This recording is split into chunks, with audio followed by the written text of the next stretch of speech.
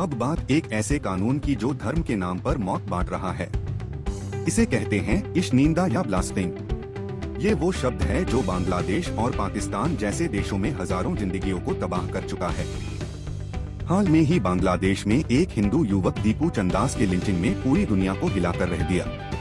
अब समझिए क्या है ये इश्निंदा और क्यों ये कानून कट्टरपंथियों का सबसे बड़ा हथियार बन गया, और क्यों बांग्लादेश और पाकिस्तान की सरकारें इसे रोकने की बजाय और बढ़ावा दे रहे हैं। आसान शब्दों में समझें तो इश्निंदा का मतलब है धर्म, पैगंबर या पवित्र किताबों का खिलाफ कुछ कहना या करना, अब जिसे अपमान माना जाया है।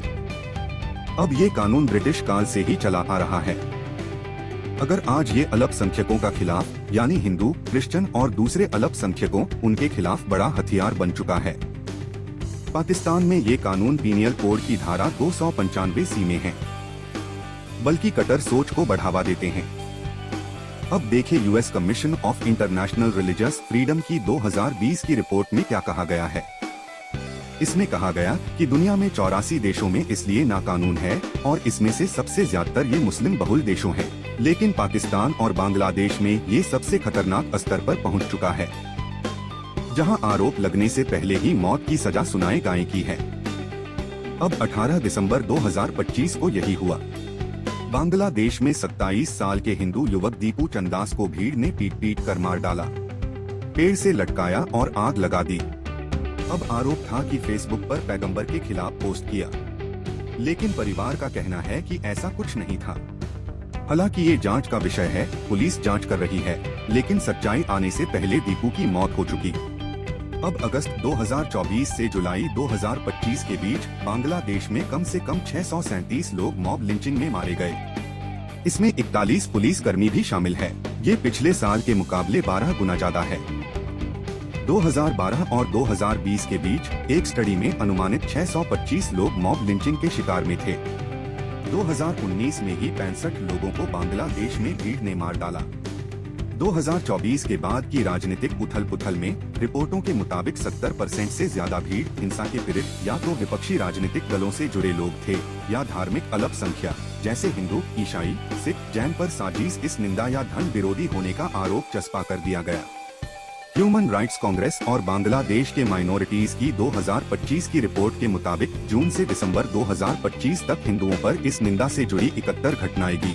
ये 30 से ज्यादा जैनों में फैले, जिसमें गिरफ्तारियां, घरों पर हमले, स्कूलों से निकाले जाने और मौतें भी, और ज्यादातर मामले में बच्चे आरोपी रहे हैं। पाकिस्तान में इस निंदा सिर्फ एक सामाजिक संवेदनशीलता नहीं, बल्कि एक ताकतवर कानूनी और राजनीतिक हथियार बन चुका है। 1987 से फरवरी 2021 तक कम से कम 1855 लोगों पर ब्लास्फेमी के केस दर्ज हुए, जिनमें बहुत संख्यक आरोपी खुद मुस्लिम थे, लेकिन ईसाई, हिंदू और अहमदी जैसे अल्पसंख्यकों का अनुपात उनकी जनसंख्या के मुकाबले और सामान्य रूप से अधिक रहा है।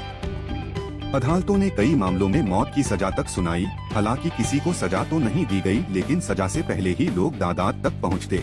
इससे पहले ही भीड़ के हाथों मारे गए और कई बार जेल के भीतर भी उन पर जानलेवा हमले हो चुके हैं। मानवाधिकार संगठनों के रिपोर्टों में साफ दिखता है कि ये कानून अब न्याय के औजार नहीं है, बल्कि निजी स्वार्थों के लिए इस्तेमाल होने वाले टूल बन चुके हैं। 2024 में जारी एक विस्तृत रिपोर्ट बताती है कि पाकिस्तान में ब्लास्फेमी के आरोप कई बार जमीन हड़पने, कारोबारी दुश्मनी निकालने या व्यक्तिगत बदले के लिए लगाए जाते हैं। आरोप लगते ही भीड़ इकट्ठा हो जाती है, पूरा समुदाय दहशत में घर छोड़ने पर मजबूर हो जाता है और जो खाली पड़ी संपत्तियां होती हैं, उस पर दूसरे लोग कब्जा कर लेते हैं। इस माहौल की जड़ें और भी गहरी हैं। 1974 में अहमदिया समुदाय को संविधान के जरिए गैर मुस्लिम घोषित किया गया और 1980 के दशक में जो नई धाराएं जोड़ी गई, उसमें धार्मिक पहचान के बुनियादी अभ्यास जैसे मस्जिद जाना, नमाज पढ़ना या कलमा का इस्तेमाल को इस निंदा के पड़ी भी में डाल दिया जाया, यानी उनका अस्तित्व ही धीरे धीरे अपराध जैसे बना दिया जाया था। इस निंदा के नाम पर हिंसा को रोकना सरकारों के लिए अब सिर्फ कानून व्यवस्था का सवाल नहीं रहा, बल्कि ये सीधा राजनीतिक गणित बन चुका है। जैसे बांग्लादेश में मुस्लिम बहुसंख्यक भावना को नाराज न करने का दबाव दिखता है,